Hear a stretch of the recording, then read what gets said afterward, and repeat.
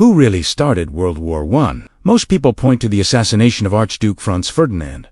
But what if I told you that was just the match that lit a powder keg that one man spent decades filling? Today, we rediving deep into history to uncover the story of the person many historians believe is most responsible for the Great War. Germany as Kaiser Wilhelm II. What did he do that pushed an entire continent into a catastrophic conflict?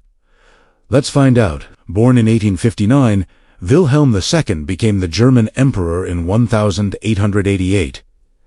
Unlike his predecessors, who focused on maintaining a delicate balance of power in Europe, Wilhelm had a grander vision. He dreamed of transforming Germany from a continental power into a global superpower, a place in the sun, as he called it. This wasn't just talk. His ambition was aggressive, loud, and it sent ripples of fear across Europe. Imagine a new, powerful nation suddenly declaring it wants to be the top dog on the world stage. BBC historians often point to this sheer ambition as one of the primary sparks of pre-war tension. His personality was impulsive and often erratic, and his desire for global recognition completely reshaped European politics. Other nations, particularly Britain and France, started to view Germany not as a partner, but as a potential threat. This growing suspicion laid the groundwork for the alliances that would later define the war. To achieve his global ambitions, Wilhelm II introduced a new foreign policy called Weltpolitik,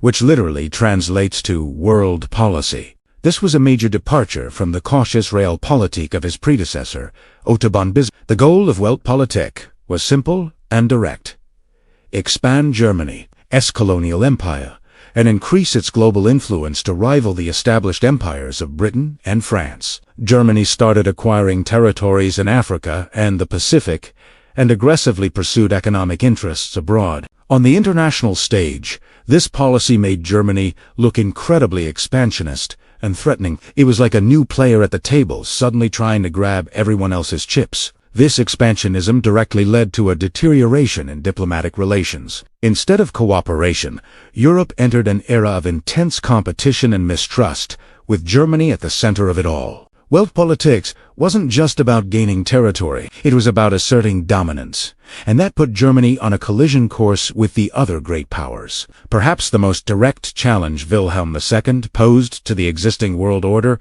was his decision to build a massive navy. At the time, Great Britain's Royal Navy ruled the waves, a key component of its global empire. Wilhelm, who had a strange mix of admiration and jealousy for his British relatives and their naval power, decided Germany needed a fleet to match it. He famously said, "Our future lies on the water."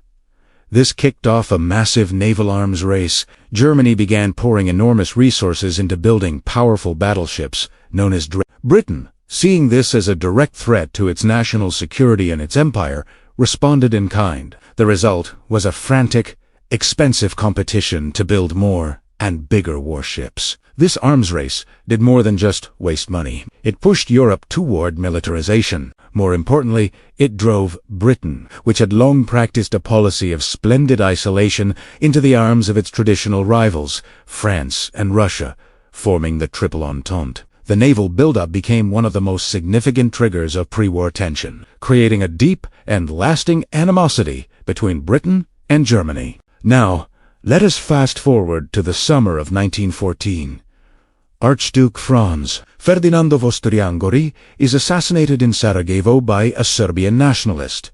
This is the crisis moment. Austria-Hungary is furious and wants to punish Serbia. What does its powerful ally, Germany, do? This is where Kaiser Wilhelm makes one of his most fateful decisions. He gave Austria-Hungary what historians now call the blank check. On July 5, 1914, he and his chancellor assured the Austrian ambassador that Germany would offer its full, unconditional support for whatever action Austria-Hungary decided to take against Serbia, even if it led to war with Russia. This was a massive gamble. The blank check essentially gave Austria-Hungary the courage and the backing to issue an impossible ultimatum to Serbia and then declare war. Historical archives, including telegrams between Berlin and Vienna, showed that this German support was the key factor that accelerated the crisis. Without it, Austria-Hungary might have been far more cautious. But with Germany's promise, The path to war was wide open. In the final 10th weeks of July 1914, there were still chances for peace. Diplomats across Europe were scrambling to find a way out of the escalating crisis. But what was Kaiser Wilhelm's role in these efforts? Instead of trying to calm the situation or mediate, he actively pushed Austria-Hungary toward military action. While other leaders were proposing conferences and negotiations, Wilhelm was urging the Austrians to act swiftly and decisively before the other powers could intervene. He dismissed a surprisingly compliant Serbian response to the Austrian ultimatum as a trick. He even rejected a British proposal for a four-power conference to mediate the dispute. In his personal notes on diplomatic dispatches, he was often dismissive of peace efforts and eager for a confrontation. Many historians conclude that when faced with a choice between de-escalation and conflict, Wilhelm II consistently chose the path that led to war. He had spent years building up Germany's military and stoking international tensions. When the moment of crisis arrived, he saw it not as a disaster to be avoided, but as an opportunity to be seized. So, when we look back at the causes of World War I, it's clear it wasn't just about one event. It was a complex web of alliances, nationalism and imperialism. But at the center of that web, pulling the strings, was Kaiser Wilhelm II. His personal ambition to make Germany a global power, his aggressive Weltpolitik, the naval arms race he started with Britain, and his disastrous blank check to Austria-Hungary all created the conditions for war. Finally, his rejection of diplomacy in the final hour sealed Europe's fate, while many nations and leaders share the blame. Wilhelm's actions and decisions were arguably the most pivotal in turning a regional crisis into a global catastrophe that would claim millions of lives and reshape the world forever. When we talk about who's to blame for World War I, one name keeps coming up: Kaiser Wilhelm II of Germany. But was he really the main culprit, or just a scapegoat for a continent spiraling into chaos? Let us dive deep into the evidence and see what historians have uncovered about his role in pushing Europe over the brink. Wilhelm II wasn't just a figure. He was a monarch with immense power, especially over foreign policy and the military. Unlike a modern constitutional monarch, his decisions had real, direct consequences. From the moment he took the throne in 1888, he set Germany on a new, aggressive course. He famously dismissed the experienced Chancellor Otto von Bismarck, who had skillfully maintained peace in Europe through a complex web of alliances. Wilhelm, on the other hand, wanted Germany to claim its place in the sun, and he wasn't afraid to rock the boat to get it. One of his most significant and destabilizing moves was the naval race with Britain. Britain, as an island nation, depended on its navy for survival and to protect its vast empire. Its policy was to have a navy larger than the next two largest navies combined. But Wilhelm, who had a personal fascination with warships, decided Germany needed a world-class fleet of its own. He poured enormous resources into building battleships, directly challenging British naval supremacy. This didn't make Germany safer. Instead, it created intense suspicion and hostility in London. Britain, which had once been a potential ally, now saw Germany as its primary rival. This naval arms race pushed Britain closer to its traditional enemies, France and Russia, forming the Triple Entente that would later fight against Germany. Then came Wilhelm's diplomatic blunders, which were legendary. He had a habit of making impulsive, aggressive, public statements that alienated other countries. Think of it like a world leader today going rogue on social media. For example, during the Morocco crises in 1905 and 1911, he intervened in a way that seemed deliberately designed to provoke France. He sailed to Tangier and declared his support for Moroccan independence, challenging France's influence there. His goal was to test the new alliance between Britain and France, hoping to break it apart. But it backfired spectacularly. Instead of splitting them, it strengthened their bond, as both countries saw Germany as a common threat. His actions were seen not as clever diplomacy, but as clumsy, belligerent bullying. Perhaps the most damning piece of evidence against Wilhelm is his role in the July crisis of 1914, the final countdown to war. After Archduke Franz Ferdinand of Austria-Hungary was assassinated by a Serbian nationalist, Wilhelm made a fateful decision. He gave Austria-Hungary what historians call the blank check.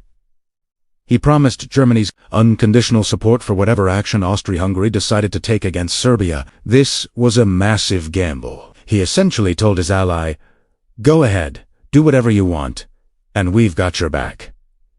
This emboldened Austria-Hungary to issue an impossibly harsh ultimatum to Serbia, making war almost inevitable. Without that blank check, it's very likely Austria-Hungary would have been far more cautious. Knowing it couldn't risk a war with Russia, Serbia's powerful ally, on its own. A key part of Wilhelm's thinking was a deep-seated fear and paranoia, particularly concerning Russia. He and his military advisors believed that Russia was modernizing its army and building its railway network at an alarming rate. They were convinced that in just a few years, Russia would be too powerful for Germany to defeat. This created a now-or-never mentality within the German high command. They saw the summer of 1914 as their last best chance to fight and win a war before the balance of power shifted against them. Historians often describe this as a kind of strategic panic, fueled by Wilhelm's own anxieties, that made a preemptive war look like a logical, even necessary, choice. This fear of a future threat was used to justify immediate aggression. Compounding this was a series of fatal diplomatic miscalculations. Wilhelm operated under the massive assumption that Britain would stay neutral in a continental war. He simply couldn't believe that Britain would go to war over a scrap of paper, which is how his chancellor dismissed the treaty guaranteeing Belgian neutrality. Germany's war plan, the Schlieffen Plan, required invading neutral Belgium to quickly knock out France. Wilhelm underestimated the political and moral outrage this would cause. For Britain, the invasion of a small, neutral country was not only a violation of international law, but also a direct threat to its own security. A hostile power controlling the Belgian coast was unthinkable. Britain's declaration of war on August 4, 1914, transformed a European conflict into a global one, drawing in its vast empire and resources. BBC historians often point to this as the single biggest miscalculation, the one that guaranteed the war would be long, bloody, and world-spanning. At home, Wilhelm's leadership was anything but peaceful. He consistently used nationalist rhetoric to whip up public support for his aggressive policies. His speeches were filled with talk of German superiority, destiny, and the need to assert its power on the world stage. The state-controlled media echoed this message, spreading aggressive narratives and portraying Germany as a victim surrounded by envious enemies. This constant propaganda cultivated a war-ready mindset among the German people. By the time 1914 rolled around, public opinion had been shaped to see military action not as a catastrophe, but as a necessary and even glorious defense of the nation. Scholars point out that this atmosphere didn't just happen. It was actively constructed, with the Kaiser as its chief architect. Even as the final days of July 1914 ticked away, there were chances to pull back from the abyss. Other European powers, including Britain's Foreign Secretary Sir Edward Grey,